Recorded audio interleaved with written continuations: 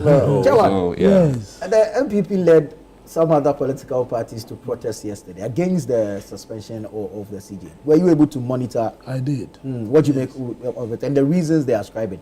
They argue that it is purely political and not legal.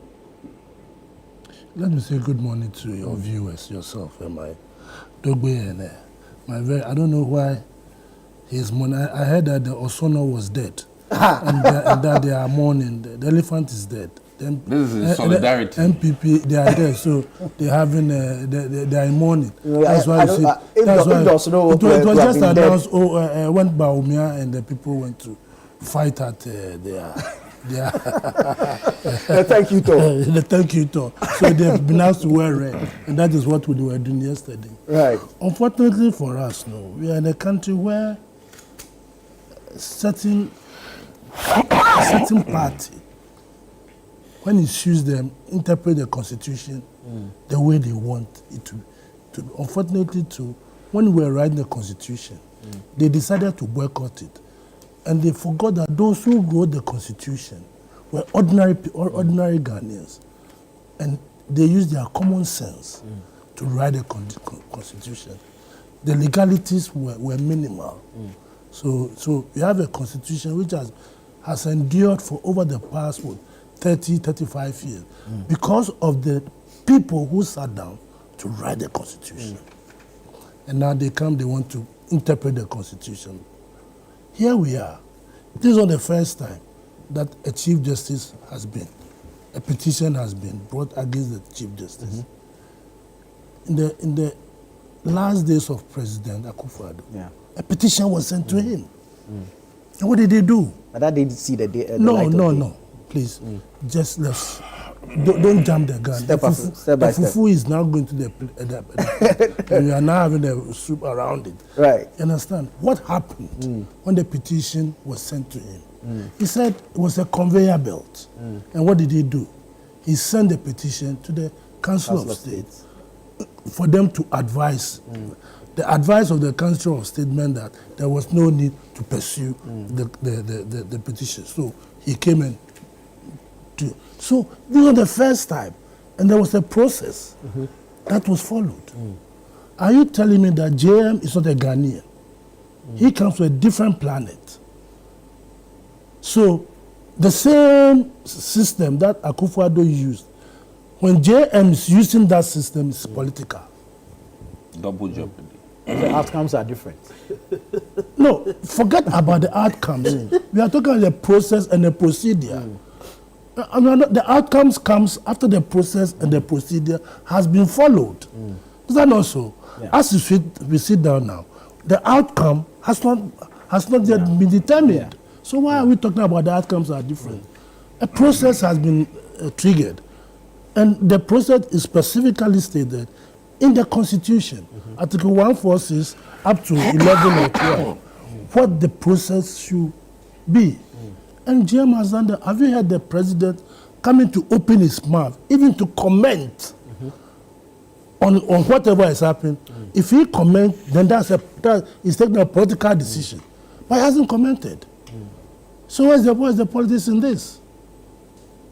There's no politics there. They ascribe the politics to previous comments made by Mahama while in opposition, while campaigning. I was asking NDC lawyers to prepare themselves to take up. I believe in that statement. I was at that meeting. Oh, okay.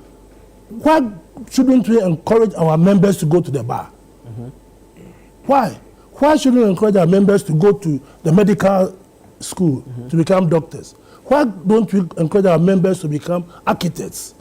So because he spoke about law, it's a different ball game. So if he has spoken about the Ghana GMA, what is asking people to at least uplift themselves to get to certain, and we are all Ghanaians. The system is there. So encouraging people to go to the bar, is that a crime? No. It's not a crime. So you see, people want to justify things when they know what they are doing is wrong. They just have to put people in a certain straight jacket and start defining things that are not. What's wrong about that? At my age, I even want to start law so I can go to the bar. or even become an electoral commissioner. I'm a Ghanaian, I'm entitled to it. Yeah. So what's wrong about that? So nothing. So he has done nothing, whether he spoke before. You'll be a fine electoral commissioner, though. Precisely, and I'm not sure he'll never win an election. That's prejudicial. Your temperaments are good. Exactly. You can be, you know. Yeah, you understand. So it'll be a blessing to. Thank you very Gas State. Exactly, it will be a blessing. Yeah. You understand? So we should situate this in the context of the Constitution. Simplicity. The Constitution. What I want you to tell me is that JM has violated the provisions of the Constitution. Then me and you will join a demonstration against him if he violates the Constitution. We haven't heard talk of violation of the Constitution, but Exactly. we've heard talk of abuse of discretionary power. How? What does I mean, Regarding the technically, this is you know, double jeopardy. No, how? The Constitution says that if you receive this, do this, and you are now talking. It starts with shall, and then you see, intent, I think where the discretionary power is, it says may. What you are forgetting is that when your father born you, gave birth to you, he didn't give you birth as an English person. If you're a Fanti, you were born a Fanti. I'm an Asim boy. Asim boy, Yeah. so you are from Central Region. Yeah, Asim. So at table, so I'm not from Dumping. so you were born an Asim boy. Then you decide to go and learn somebody's English. You don't go and learn somebody's language, and then you want to interpret what the person whose language is. You want to now interpret what that person, and then you are saying shall and may, and that's what we are talking about. You are talking about discretion. The person has sent the thing to a council of state, and you said he must use his discretion not to. You are telling him that he must have used his discretion by not sending the. Well, no, he is just following the process. That's all. Because if I, the petitioner, also send the petition and refuses one, I can even impeach him. Yeah. The president is impeachable. The speaker is impeachable. The CJ is impeachable. CEOs and ministers are all impeachable. Like the finance minister. Everybody is impeachable. So nobody is above the law for us to talk about discretion. That nobody is above for us to talk about discretion. Let's get it straight. Our brothers want to interpret the Constitution the way they want to. And you could see that has backfired. Their country, their minority that went beating a policeman. No. Oh, when we're talking about the was He's quiet. defended that one- Please, that he one- says it was please, an act in That self-defense. one, that one. Anyways, you talk. I don't want to bring it up, but I will have to correct it. Please allow Chairman. No, please. He's actually Please, responded to a police please, invitation, and he please. says it was an act in self-defense. We act in defense. He must be as a leader. As a leader, right? He must be circumspect. That is why you're a leader. So if the president go about slapping people because of self-defense, are you going to say it was self-defense? No. But would you admit that if the president feels threatened, he must act in self-defense? That is why you have security men around you. No, don't go and justify. But in this case, it's a security officer that is allegedly attacking. We all saw the video. This policeman was standing with the crowd around him. Where did he stretch his hand? I mean, don't you see? I was watching this and I was listening to their communication director, and I said, Richard Anyaba. we have got kids watching us. Kids are watching us.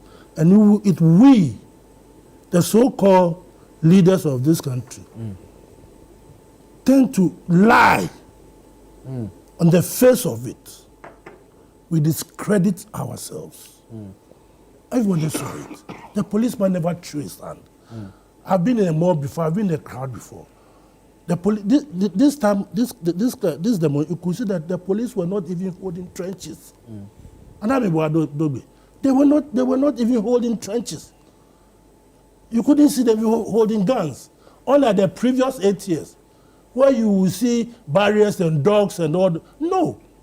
So what provocation How did he provoke the policeman to have for self-defense for him to? We all saw it. Don't justify these things. You, the media, don't justify these things. It's a part of the video that we saw that involves the minority. So go and look for the. But where they are accusing the police, we have not seen. So go and ask as a journalist. Your cameramen were there. At least go and look at the rushes of the tape and see where the policeman. If you look at where the policeman was standing and where the guy was Afeni was coming from, I mean, even a class 1 child would tell you the policeman did nothing wrong. Right. He's been invited by the police to assist in investigations. And the policeman should charge him for assault. I'm even the policeman. I'll lodge a complaint and charge him for assault. Just even touching my brother like this is an assault. Yeah. And he's a lawyer. He should be charged for assault. We should set example in this country. People cannot get away because we are MP. I keep telling you, the MP, everybody could have been an MP. You unfortunately for you, because not all of us can go to parliament. So that doesn't give you the audacity to think you are the king of kings and to do whatever you wish you want to. So that policeman should charge him. So all that they did yesterday, right? 5 months into a governance, the government is doing the right thing. Due process is taking on. So for me, all that petition they sent were all childish. They were childish because nothing will move President Mahama, and nothing will move, if they say political, if they say move the NDC, not to adhere to the constitutional provisions in this country. That's what we are going to do. Very well. Thank you, Chairman.